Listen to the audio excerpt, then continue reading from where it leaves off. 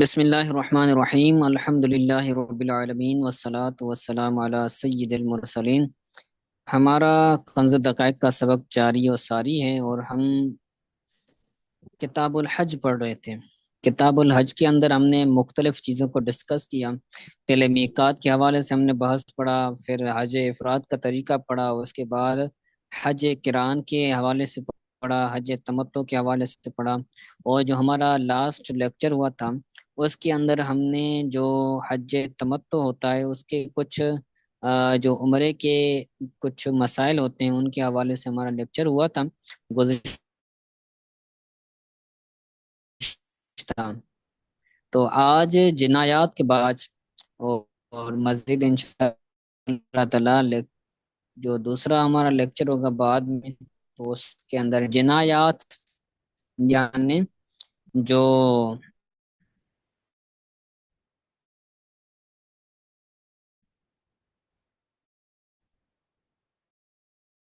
بن گئی کے تو اب اس پر جرمانہ ہوتا ہے۔ جیسے سجدہ سہو ہوتا ہے نماز کے اندر کہ بندہ اگر کوئی واجب ترک کر لے یا فرض کے اندر تاخیر کر لے تو کیا ہوتا ہے، اس کو سجدہ سہو دینا پڑتا ہے۔ تو اسی طرح اگر کسی کا حالت احرام میں کوئی چیز وہ رہ جاتی ہے تو اب اس پر کیا ہوگا، اس پر جنایت ہوگی۔ تو جنایت کی مختلف قسمیں ہیں، تو کبھی اس پر بکری لازم ہوگی، کبھی اس پر صدقہ کرنا لازم ہوگا، کبھی اس کو مسکینوں کو کھانا کھلانا لازم ہوگا۔ تو اس کی مختلف سیگیں اور اس کے مختلف مسائل ہیں۔ تو پڑھتے ہیں، کہتے ہیں باب الجنایات، یہ جنایات کے بارے میں باب ہیں۔ کہتے ہیں تجب شات ان طیب محرم عضوا، کہ اگر کسی محرم نے اپنے ایک عضو کو خوشبو لگائی تو کیا ہوگا، تجب شاتن، بکری لازم ہوگی، بکری لازم ہوگی، تجب شاتن ان طیب محرم عضوا، اگر کسی محرم نے اپنے ایک عضو کو جو ہے وہ خوشبو لگائی تو کیا ہوگا، تو بکری دینا لازم ہوگی۔ اب اس کا عضو یعنی ایک بازو، پوری بازو کو اس نے خوشبو لگائی، یا پھر اپنے پورے سر کو خوشبو لگائی، یا اپنے چہرے کو خوشبو لگائی، تو اس کا یہ ایک وضو کہلائے گا۔ یا پاؤں کو خوشبو لگائی تو پاؤں بھی ایک عضو ہے، تو ایک مکمل عضو پر اگر خوشبو لگاتا ہے تو بکری دینا لازم ہوگی۔ اس کے بعد کہتے ہیں اگر مکمل عضو کو نہیں لگاتا، ایک عضو کے کچھ حصے کو لگاتا ہے، مثلا ہاتھ ہے تو ہاتھ کی ایک انگلی کو لگاتا ہے یا دو انگلیوں کو لگاتا ہے، تو مکمل عضو کو نہیں لگاتا تو کیا ہوگا، وَإِلَّا تَصَدَّقَ، تو اب اس کو صدقہ دینا لازم ہے۔ فطر جتنا جو مقدار بنتی ہے، جو رقم بنتی ہے، تو وہ کرنا اس پر لازم ہوگی۔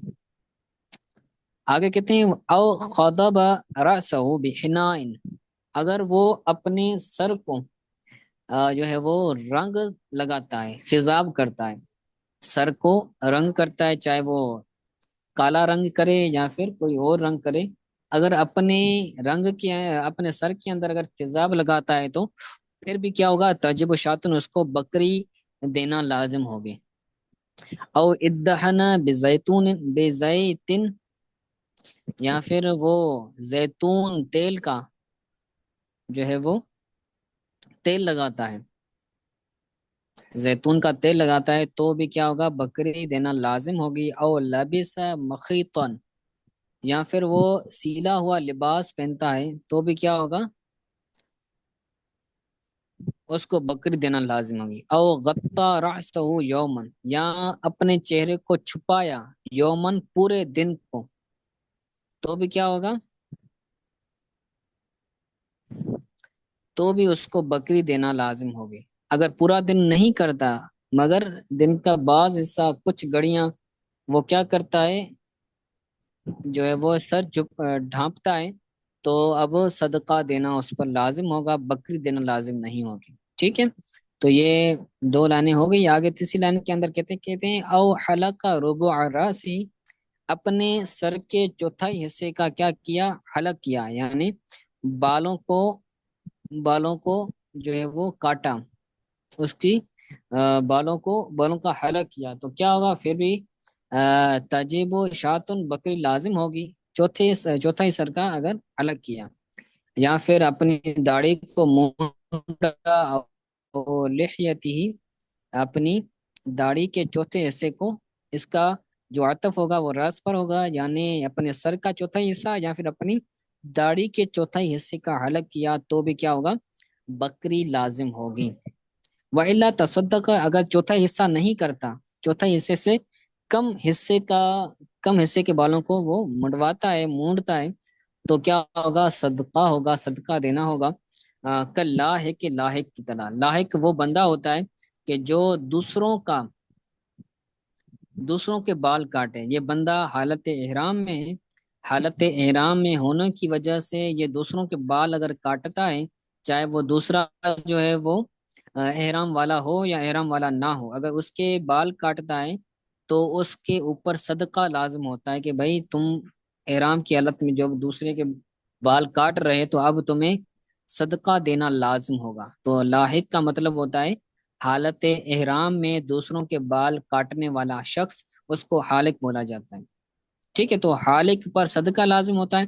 تو اسی طرح جو بندہ اپنے سر کے چوتھا حصے سے کم یا اپنے داڑھی کے چوتھا حصے سے کم کا حلق کرتا ہے، کم کا بالوں کو کاٹتا ہے، تو بھی اس پر صدقہ دینا لازم ہوگا۔ ٹھیک ہے، تو آج اتنا ہم پڑھتے ہیں، اس سے انشاءاللہ تعالی آگے ہم دوسرے لیکچر کے اندر، سبق کے اندر پڑھیں گے۔ تو یہ مختصر پڑھا ہے، اس کی عبارت، ترجمہ اور تفہیم یاد کیجیے گا، اور تو انشاءاللہ تعالی ہم آپ سے گزشتہ لیکچر کے اندر پوچھیں گے۔ آج کے سبق کے حوالے سے کوئی بات سمجھ نہیں آئی یا کوئی چیز رہ گئی ہو تو بیان فرمائیں، پوچھ لیں۔